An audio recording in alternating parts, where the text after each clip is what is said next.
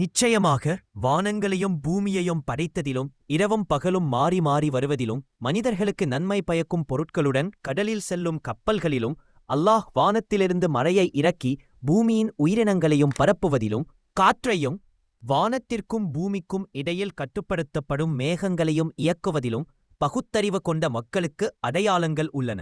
மனிதர்களில் அல்லாஹ்வைத் தவிர மற்றவர்களை சமமாகக் கருதுபவர்கள் உள்ளன. அவர்கள் கடவுளை நேசிப்பது போல அவர்களை நேசிக்கிறார்கள். நம்பிக்கை கொண்டவர்கள் கடவுளை நேசிப்பதில் மிகவும் வலிமையானவர்கள்.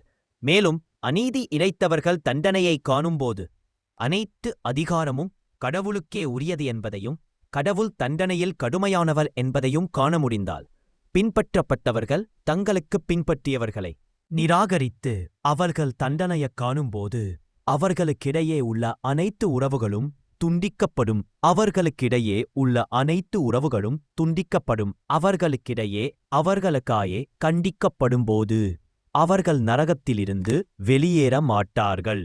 பூமியில் உள்ளவற்றிலிருந்து அனுமதிக்கப்பட்டவற்றையும் நல்லவற்றையும் உண்ணுங்கள். ஷைத்தானின் அடிச்சுவடகளை பின்பற்றாதீர்கள்.